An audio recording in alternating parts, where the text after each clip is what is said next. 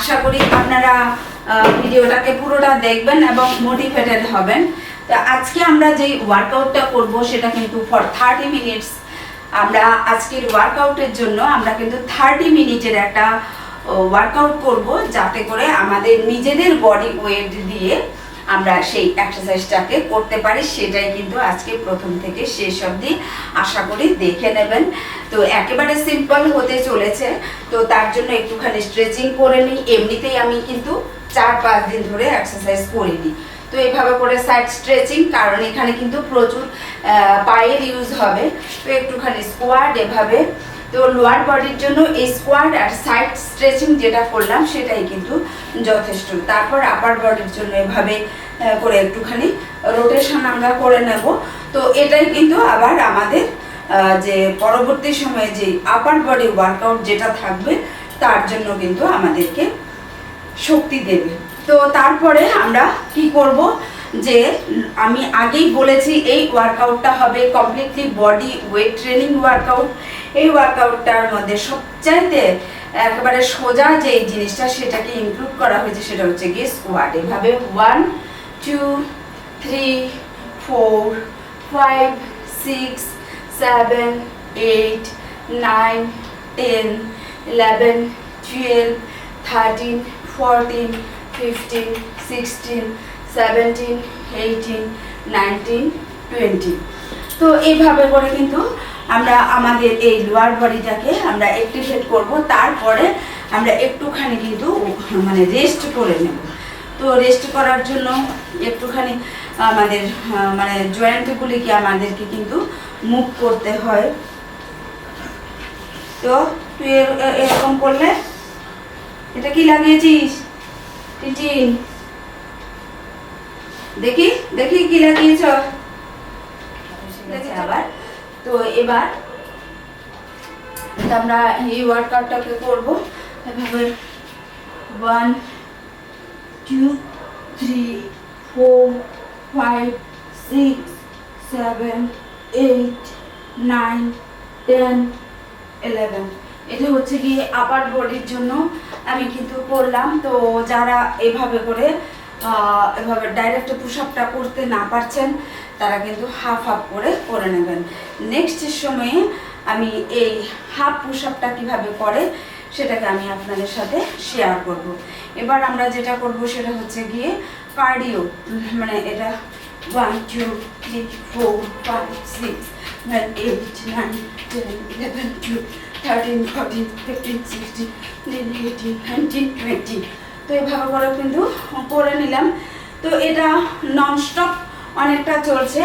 আপনারা কিন্তু একটুখানি রেস্ট করে করে কিন্তু করবেন। তারপরে প্ল্যাঙ্ক করে এভাবে যাব 1 2 3 4 5 6 7 8 9 10 12 13 14 15 16 18 19 20। তো এভাবে করে 20টা প্ল্যাঙ্ক অ্যান্ড জাম্পিং, এটা ভীষণই কিন্তু বডি ওয়েট ট্রেনিংয়ের জন্য খুবই ভালো, যেটা আমাদের কার্ডিয়াক হেলথকেও ইমপ্রুভ করবে, পাশাপাশি আমাদের মেটাবলিজমকে বাড়িয়ে আমাদের কি করবে, ওয়েট লসে হেল্প করবে। এবং প্রত্যেকটা সেটের পরে 10 থেকে 15 সেকেন্ডের আমাদের কিন্তু একটা বিরতি নিতে হবে। সেটা হচ্ছে কি 1 2 3 4 5 6 7 9 10 12 13 14 15 16 17 18 20। তো এইভাবে করে আমরা অবশ্যই আমাদের এই ওয়ার্কআউটটাকে আমরা ডিজাইন করব। তো পরবর্তী সময়ে আমরা যে ওয়ার্কআউটটা করব সেটা কিন্তু পেটের জন্য। এখানে যাদের মাসেল বিল্ডিংয়ের কি বলে মটো রয়েছে, উদ্দেশ্য রয়েছে, অবশ্যই কিন্তু প্রোটিন ডায়েটের দিকে খেয়াল করতে হবে, না হলে কিন্তু কিছুতেই মাসেল তৈরি হবে না। তো এইভাবে করে শুয়ে 1 2 3 4 6 7 8 9 10 11 12 13 14।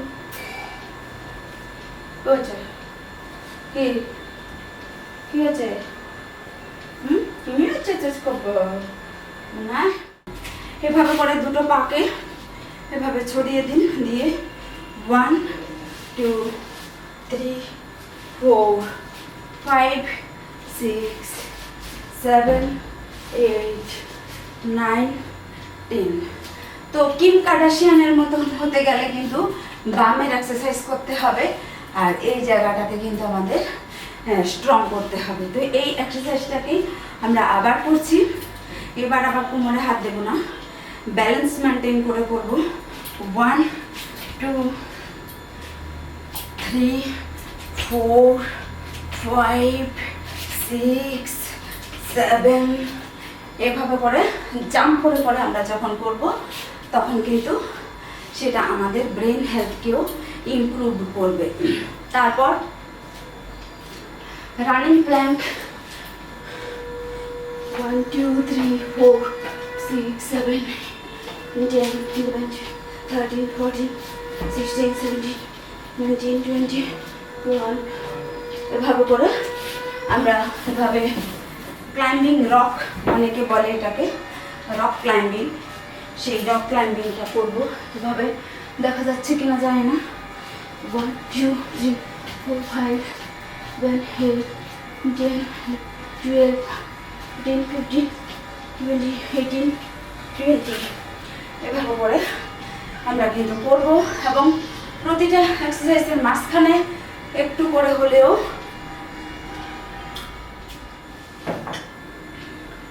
আমরা জল খেয়ে নেব, কারণ আমাদের মাসেলের মেইন খাবার হচ্ছে জল। তো এখানে সাফেল যেটা 1 2 3 4 5 6 7 8 9 10 11 12 13 14 16 17